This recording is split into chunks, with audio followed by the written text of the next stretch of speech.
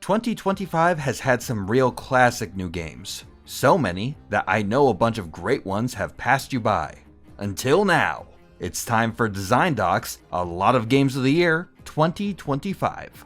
We did a list like this last year, and you can only start a tradition by doing something more than once, so here we are. And once again, they're all equally Game of the Year.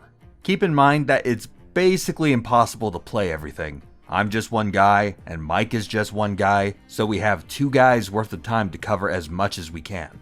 If your favorite isn't in here, it's probably because we didn't get to it in time.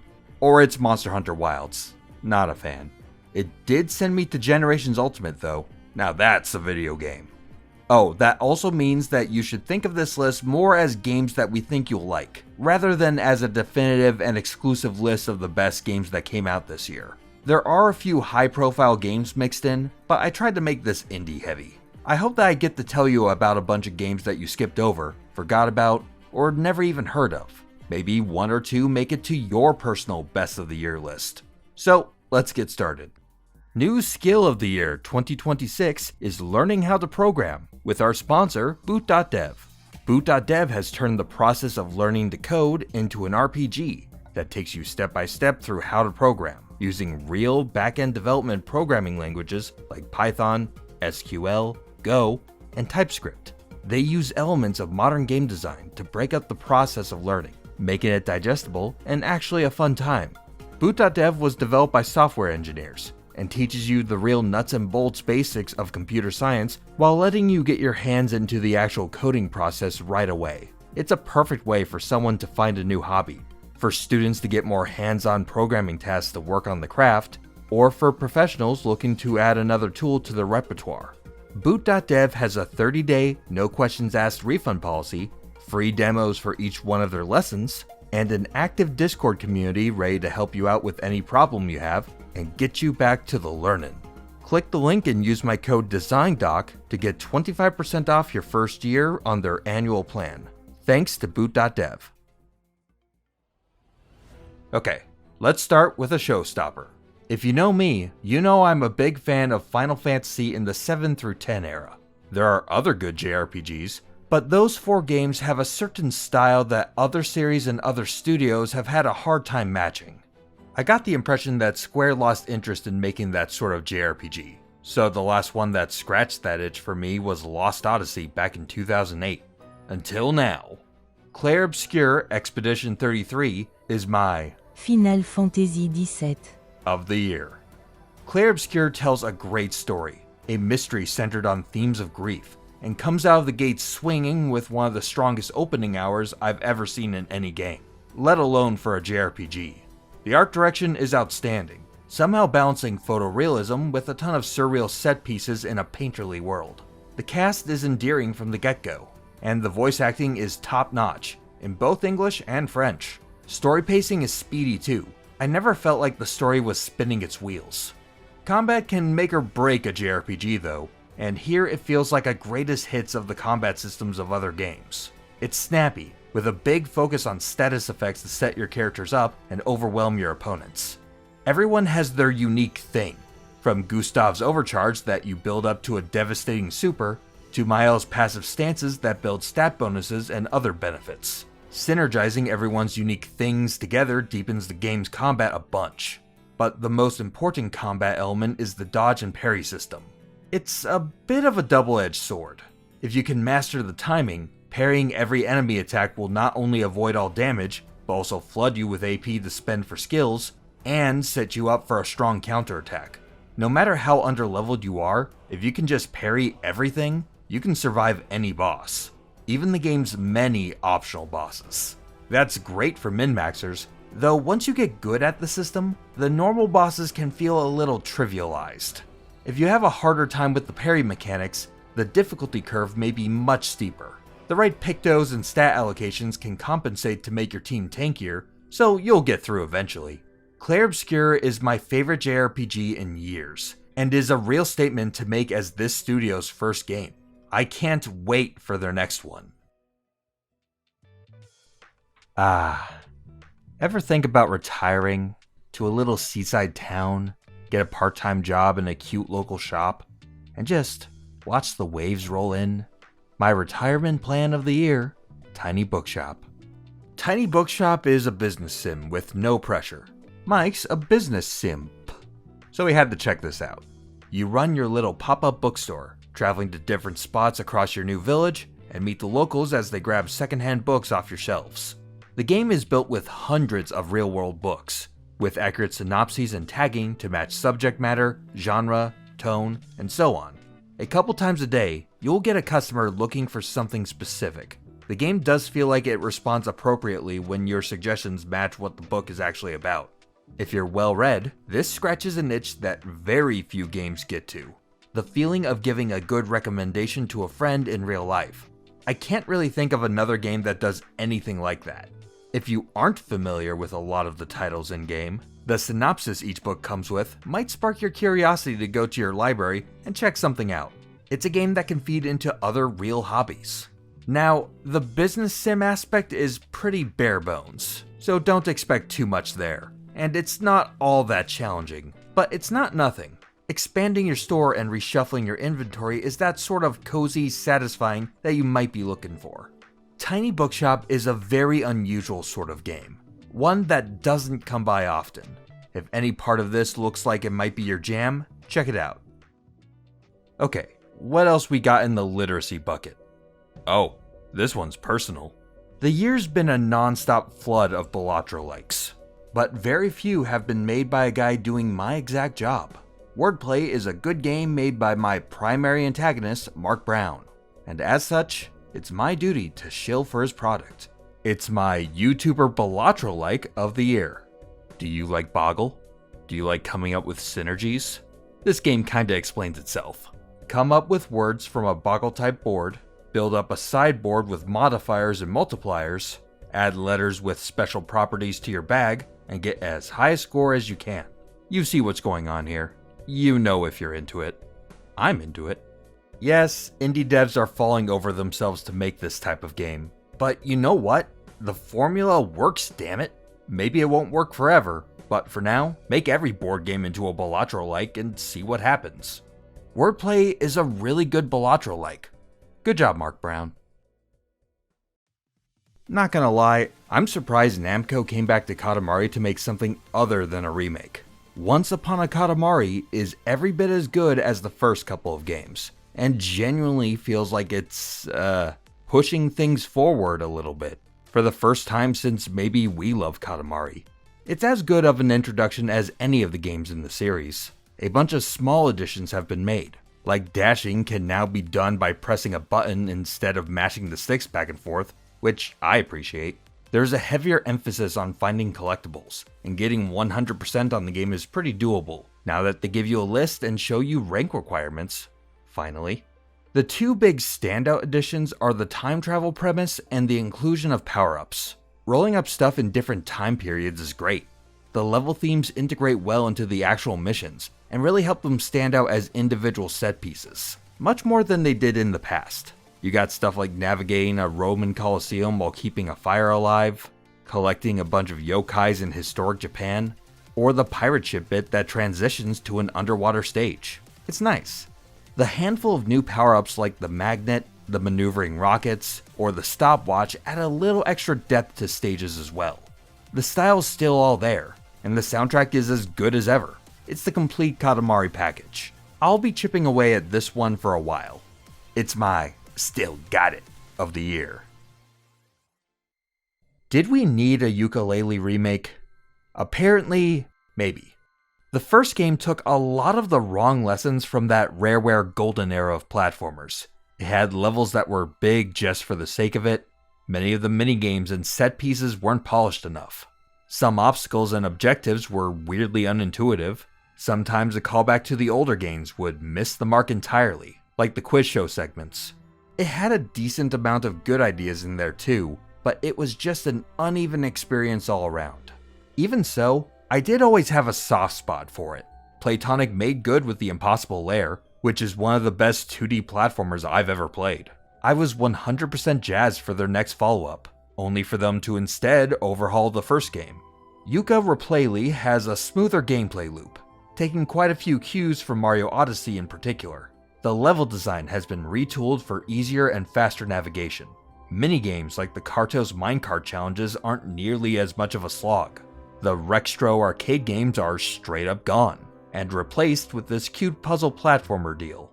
There are checkpoints to fast travel to, and you can buy hints for any remaining collectibles you haven't gathered, so you aren't left searching for needles and haystacks at the end. Every stage now has 50 pages to collect, and it always feels like there's something around the corner. I found it very easy to lose track of time while playing. The mandatory backtracking from before is gone, now that you have your full moveset from the start, and parts of it have been reworked too. I'm a little less enthused about that one, since I kind of like the evolving moveset and that Metroidvania-like sense of progress you had before. It's now smoother, but maybe a little less interesting. They try to recreate that sense of progression with some stat upgrades for your health and stamina, but it only goes so far. The retooling of the moves are very welcome changes though. The stamina bar has been rebalanced, and it no longer restricts useful moves like your roll. Once broken abilities like flying have been nerfed, and are now temporary power-ups. The sum total of changes really add up and help elevate the base game. While there aren't any fully new stages, there are plenty of new challenges in the old stages, so there's still something to check out even if you got your fill of the first game. I'm still looking forward to a proper sequel, but if this remake is a testbed for what that could become, I think we have some good things to look forward to. Yooka-Replaylee is an easy recommend, and definitely the place to start if you skipped over the original. It's my do-over of the year. You know that there's about one new Metroidvania for every man, woman, and child in North America, but most are more Vania than Metroid. Still great, but not quite the same. I like Metroid enough to own multiple graphic tees, so I've really been keeping an eye out for something to scratch that Metroid itch while I wait for Prime 4. Environmental Station Alpha did it, Axiom Verge did it, and now Zexion has done it. My why the hell is no one else talking about this game of the year? I was tipped off by a random comment on another video, and I can't believe how good this game ended up being. This thing's on par with Hollow Knight, Blasphemous, and Ori. After 15 years of work by a single dev, Zexion takes the core Metroid atmospheric exploration formula and adds in an intense twin-stick shooter, with some clear Contra and Mega Man inspirations for good measure. The exploration is top-notch. Tons to explore in a semi-open interconnected world with no strict order for completing many of the main objectives. Your ability upgrades cast a wide net, from missile and health expansions, to elaborate movement options, to 5 different guns and multiple upgrades for each one. There's always something new you can mess around with. The map is large and dense, full of power-ups and different biomes. One moment you're at the bottom of the ocean, the next you're infiltrating an enemy base with swarms of soldiers chasing you. Sometimes you'll stumble into a battle between 2 factions and have to trek through the chaos. The in-game storytelling is strong, with great environmental details and elaborate set pieces. It's very clear that Metroid Fusion is a major influence, with some incredibly unsettling boss fights that do things I don't think a normal Metroid game would, honestly. It can be hard as nails too. Boss fights can get brutal, verging on bullet hell territory towards the back half of the game, though you can restart right outside of arenas or mid-fight checkpoints, which can make a stiff challenge much more doable.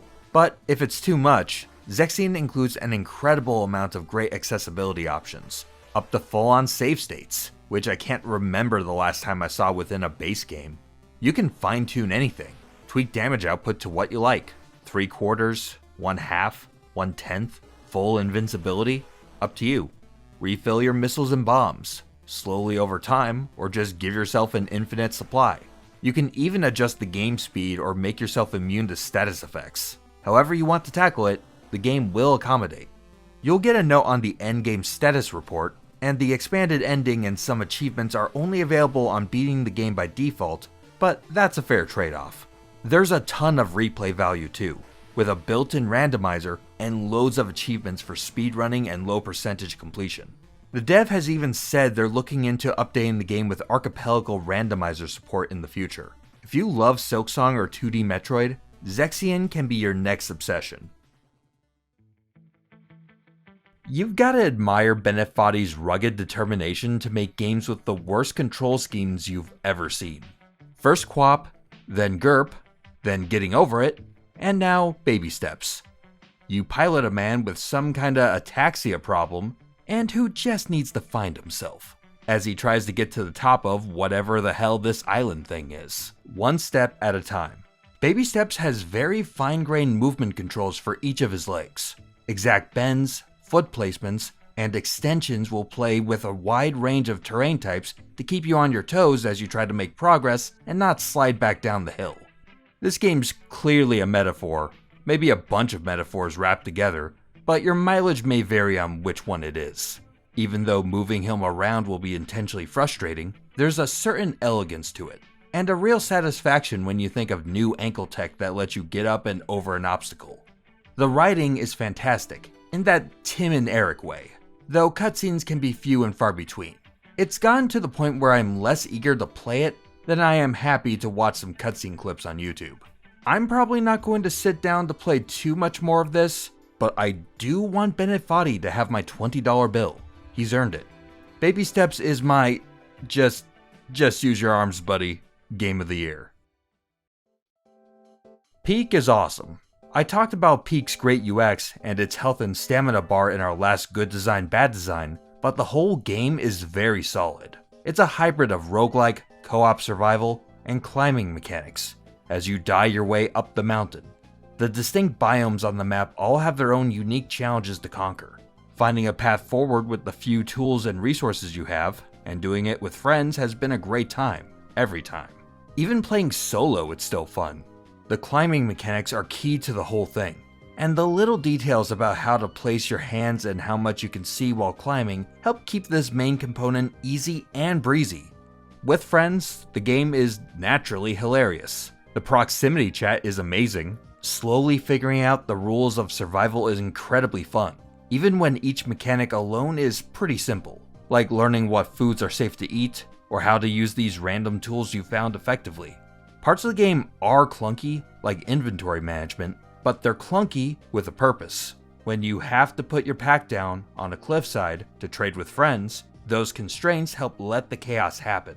It's great to see that Peak has been a big hit for both devs AgroCrab and Landfall, especially with how short the development cycle was before release.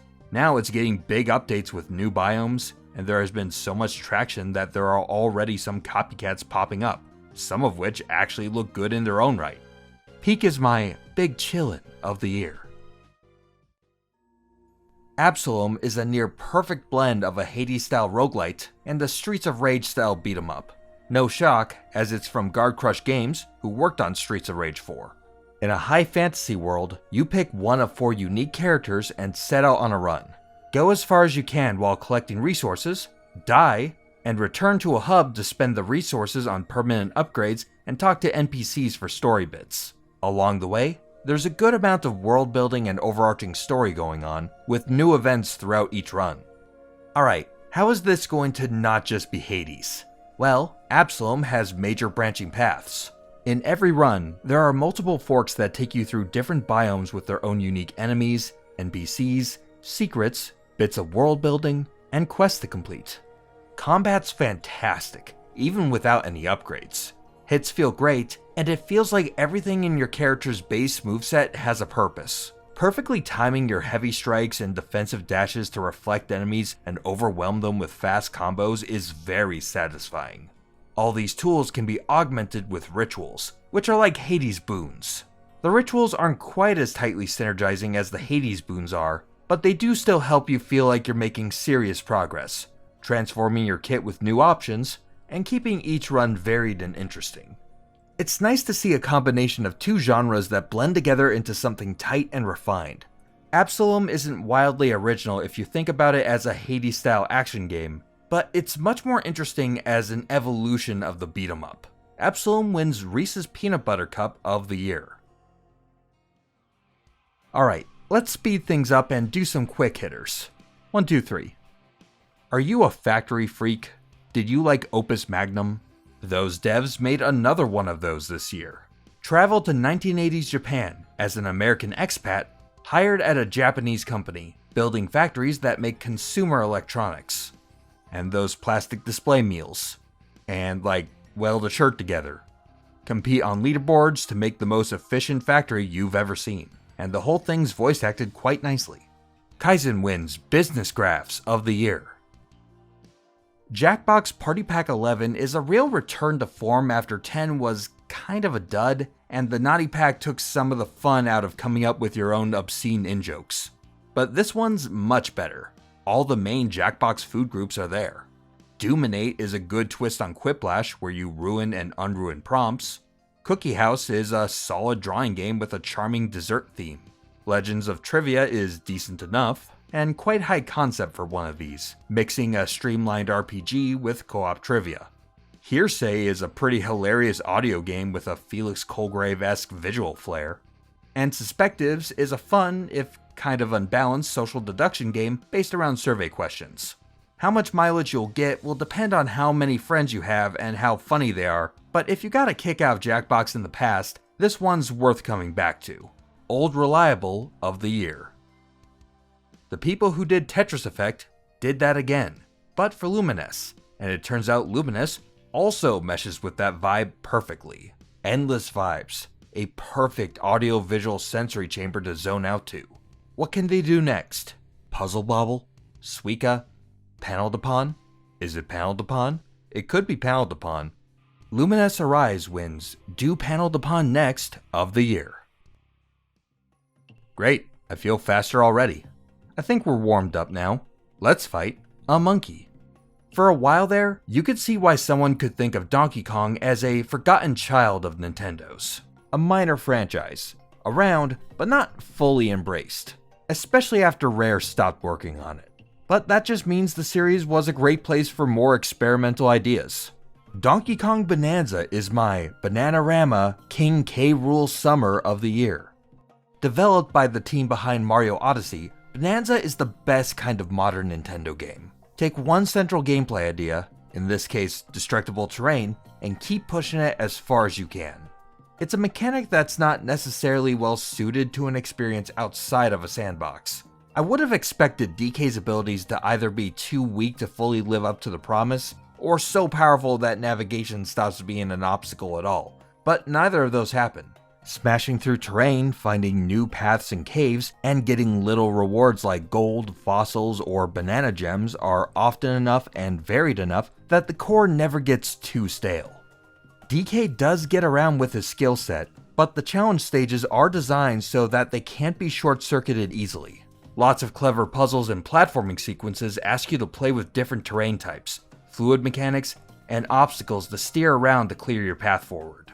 One of my favorite challenges involves the special Shade Ore, a material only breakable in sunlight. You've got to push a special enemy made out of this stuff into the light to make it vulnerable, grab a chunk while you can, then surf on top of it as it re-solidifies to safely cross a bramble path, full of patches of light and shadow. It's very clever, and there are more clever ideas like that throughout the whole game. DK Bonanza has great music, great controls, fun ideas, and even a charming little story that pays respect to the history of Donkey Kong in a way anyone can appreciate.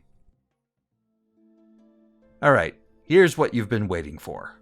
Silksong is really good. I really like how difficult it is. I've never played a game I'm more personally conflicted on. Nearly everything about Silksong is masterfully crafted. The animation and art design is gorgeous.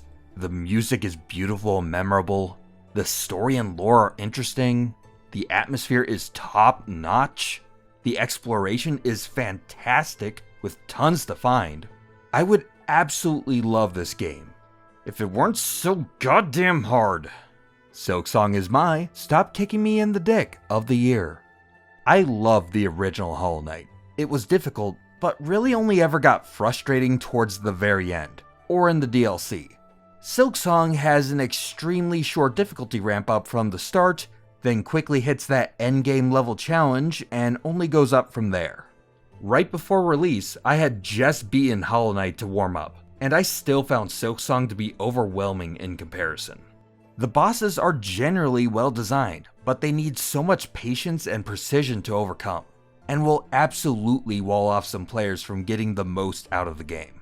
There are ways to make things a little easier, with upgrades and some secrets to find, but most only help up to a point. You really do just have to grind and learn each fight one by one until you finally succeed.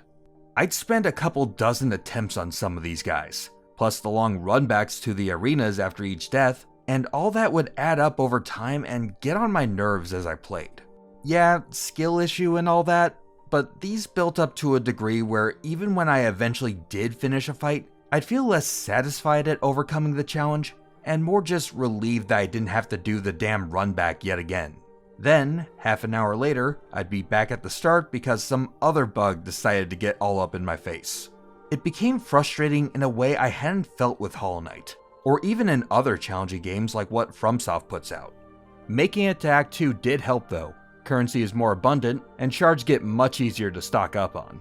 Plus just having more tools at my disposal helps. Eventually things do start clicking, but that Act 1 difficulty curve is exhausting. I've improved a lot, but I know there are some relentless challenge arenas ahead, so we'll see. The game's obviously not bad, even with how unrelenting it is. There are so many things that I love about Silksong that even though I think the difficulty is excessive, it's still clearly one of the best games of the year. But it won't be that for everyone. You have to know what you're getting into if you want to get a whole lot out of it. So, Hades 1 is one of my favorite games of all time. Hades 2 is obviously something I had to check out, and it's as good of a follow-up as I could hope for. It's the core gameplay loop of the original, plus fun new stuff. Your base toolkit has some great additions, like the sprint, mana-spending Omega attacks, a new version of your cast focused on crowd control, and upgradable Hex super moves that expand on the idea of the calls from the original game. Each edition adds a new avenue to diversify builds for each run, while still feeling like the Hades you already know and probably love. The new weapons are interesting. I love the torches, the umbral flames, and flooding the screen with fire. The new and returning god boons are as fun and synergistic as ever. Hera's boons in particular are busted and a ton of fun. I mean, it is still Hades. The dungeon crawling through each new area is still great, but there are two completely different types of runs you can tackle now. You can fight your way back to the House of Hades in the underworld, or go up the summit of Mount Olympus on the surface. Each new region has some kind of interesting gimmick that plays around with the formula. The Morning Fields are large open areas with multiple rewards in each room. The Rift of Thessaly has you jump between ghost ships and islands. Tartarus has a lot of risk-reward elements, where you can beeline to a final fight against Kronos, or take a longer, more dangerous path to gather resources and put the finishing touches on your build. Hades 2 has loads of unpredictable events too, waiting to shake things up. Different rivals who are doing their own runs at the same time, and sometimes take your rewards, or chop items, or block you from some chambers if you wait too long. Hades 2's storytelling is as good as the first, with charming character writing for both the new and returning cast. Every failed run still lets you touch base with tons of NPCs back at the hub. There's always something worthwhile to work towards. Maybe it's not better than the first game, but that thing won Game of the Year in countless places. Matching it is plenty good for me. It is more Hades. Hades 2 is my sequel of the year, and maybe my Game of the Year, I haven't decided yet. But this next one, this is something new. Blueprints is a beautiful game. It's not much graphically, though it has plenty of style and charm of its own, but I'm head over heels in love with its game design. It's a puzzle game, it's a roguelike, it's a walking sim, but more than those, it's a mystery at its core. You're a 14-year-old boy who inherited a magic house from your super wealthy great uncle, but to get it, you have to figure out how to get to the house's secret 46th room. Each time you open a door, you get to fill out the interior of this mansion from a pool of different rooms. Gather resources to build more esoteric rooms, and you will get closer and closer to that mystery room. But there's more to these rooms than the gems and gold inside. Slowly, you'll discover that the 46th room is not the only mystery. The design philosophy of Blueprints is a remedy to a nagging feeling I've had in the back of my mind but couldn't put into words. It cuts through the sameness of most puzzle games. If we're fair, the average puzzle game isn't all that different from a book of brain teasers you could get at a newsstand. Oh, they'll dress it up. They'll scatter the pages of the book throughout a mansion, or over the hills or whatever, but there's a whole lot of walking to a space, then solving one thing, over and over. The games are full of keys and locks, and it's obvious what's a lock and what's a key. Blueprints is a different kind of puzzle game. It's a puzzle about logical conclusions, about the systems working underneath the surface, whether you know they're there or not. It's about finding truths, and using those truths to uncover more of the story, more places, more mysteries. It's a puzzle in the sense that you're putting clues together to solve mysteries, but just what those consist of is what's so refreshing. When you enter a room, there might be some gems on a table, a note to read, or a box to open. The first time you're in there, that might be all you catch, but the 10th time, you might notice the secret under the floor, the things on the walls, an element out of place, or a reference to another room. The more pieces you have, the more pieces you find, and the game reveals another, deeper layer. Seeing credits might take you 20 or 30 hours, and that will wrap a bow around one of the game's mysteries, but you should by then still have a whole lot of loose ends. If you make the effort to dig a little deeper, there's, I'm not kidding, 10 times more game to discover, and each mystery adds a new layer of context on top of elements you thought you had already settled. Twist after twist, revelation after revelation. Now, like many of life's rewards, there will be bumps along the way. The biggest payoffs aren't just given to you without a little work. I've talked to friends who've loved the game like I do, and friends who can't stand it and bounce off. And what I've seen separate those groups often is how caught up each type of player gets in picking a single mystery to work toward. There's a very good chance that you won't be able to get to the next step of one particular mystery, if you're dead set on solving just that one. Maybe you don't get the right room to draft, or you don't have enough gems, or some item doesn't spawn on this run. Sometimes being single-minded about one mystery makes you miss clues to a half dozen others, or it makes you sacrifice so many resources that you can't make progress on anything else, and a run feels like a dead end. Do enough of those dead end runs, and I can totally see why someone would bounce off of the game. But if you let the game come to you, drafting rooms you haven't seen to gather new information, farming resources to build up for later, and strategically play to see as much as you can on each run, you'll always have something juicy to solve, a totally new mystery to unravel, a new combination of tools that do something you never even considered possible. Only when you let the game come to you will Blueprints show its true form. It's such an unusual format for a game. So many games are built by people worried about maximum player satisfaction metrics, or making sure everyone can get through every challenge every time, that it can trend to the extremely handholdy side. But that's not the only way a game can be made. Making satisfying puzzles, letting people's natural inclination to solve mysteries, find lore, and tap around to see if there are Easter eggs anywhere, then delivering something to the people making the effort, time and time again, for 100 hours of puzzle solving, that's a totally valid type of game as well. It might not be for everyone, but it's for me, or Mike. Blueprints is Mike's personal game of the year. And now's your time to shine. What games did we miss? Head to the comments and tell everyone, including us, about your favorites of the year. There's still a month left in the year and a few sales to come, so do everyone a solid and let us know. Especially great little indie games that might not have gone their due yet, like Blippo Plus. Is that even a game? You have to find that out for yourself. Someone in the comments told me about Zexion, and look how that turned out.